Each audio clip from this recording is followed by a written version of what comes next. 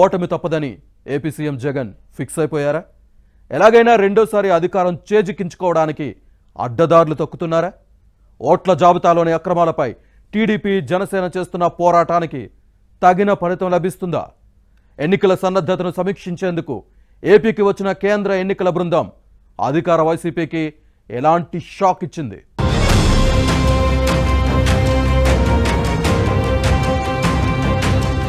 ఏపీలో త్వరలోనే ఎన్నికలు జరగబోతున్నాయి. దీంతో ఈ ఏడాది మొదటి నుంచే పొలిటికల్ హీట్ పెరిగిపోయింది. నేతల జంపింగ్లు, జగన్ పాలనపై ప్రజల్లో ఉన్న వ్యతిరేకత, సంక్షేమ పథకాలు సరిగ్గా అమలు కావట్లేదని, లబ్ధిదారులకు నేరుగా వెళ్లట్లేదని ఇలా వందల సంఖ్యలో వైసీపీపై ఫిర్యాదులున్నాయని ప్రజలు, ప్రతిపక్షాలు ఆరోపిస్తూనే ఉన్నాయి.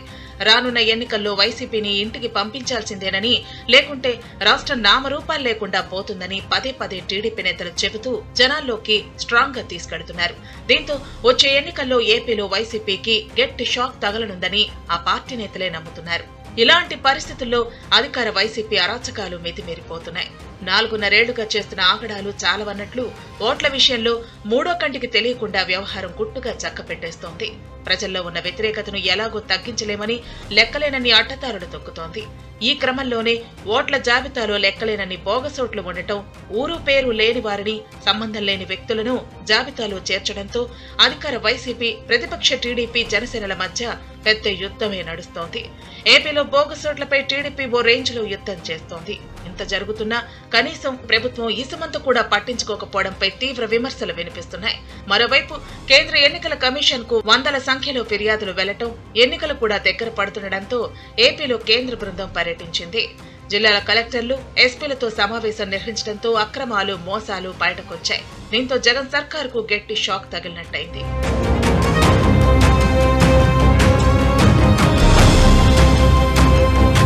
ఏపీలో ఎన్నికల సన్నద్ధతపై సమీక్షించేందుకు కేంద్ర ఎన్నికల కమిషనర్ రాజీవ్ కుమార్ నేతృత్వంలో ఉన్నత స్థాయి బృందం విజయవాడ వచ్చింది.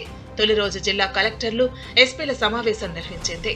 సమావేశానికి ముందు ప్రతిపక్ష పార్టీల నేతలు, అధికార పార్టీ నేతల విజ్ఞప్తులను స్వీకరించింది. రాష్ట్రంలో ఓటర్ల జాబితాలో మార్పులు, చేర్పుల్లో జరుగుతున్న అవకతవకలు, మరోవైపు పోలింగ్ కు టీచర్లను కాకుండా సచివాలయ సిబ్బందిని నియమించేందుకు ప్రభుత్వం ప్రయత్నిస్తోందని టీడీపీ, జనసేన అధినేతలు చంద్రబాబు, పవన్ కళ్యాణ్ కేంద్ర ఎన్నికల కమిషన్ దృష్టికి తీసుకెళ్లారు.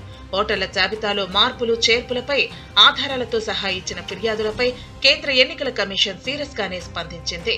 అధికారులతో నిర్వహించిన సమావేశంలో చిత్తూరు, తిరుపతి, విజయవాడ, అనంతపురం జిల్లాలకు చెందిన అధికారులను కేంద్ర ఎన్నికల బృందం హెచ్చరించింది. బాపట్ల కలెక్టర్ కు నేరుగా ఆదేశాలు ఇచ్చింది. అధికారులు చేసే పనులకు సంబంధించి రికార్డులతో పాటు సమాచారం మొత్తం ఉందని సమావేశంలో వెల్లడించింది. ఒక్కసారి షెడ్యూల్ వచ్చిందంటే నిబంధనలకు విరుద్ధంగా వ్యవహరించిన అధికారులను వదిలిపెట్టే ప్రసక్తే లేదని తేల్చి చెప్పింది. అధికార పార్టీ నేతల ఒత్తిడిని తట్టుకోలేమని భావించినా అధికార పార్టీకి అనుకూలంగా వ్యవహరించే అధికారులు ఎవరైనా ఉంటే ముందుగానే తప్పుకుంటే మంచిదని కేంద్ర బృందం స్పష్టం చేసింది. తిరుపతి జిల్లా చంద్రగిరిలో జరుగుతున్న అవకతవకలు, తిరుపతి లోక్సభలో దొంగ ఓటరు ఐడీ కార్డులను సృష్టించిన వారిపై చర్యలు తీసుకోకపోవడంతో కేంద్ర ఎన్నికల సంఘం తీవ్రంగా మండిపడింది.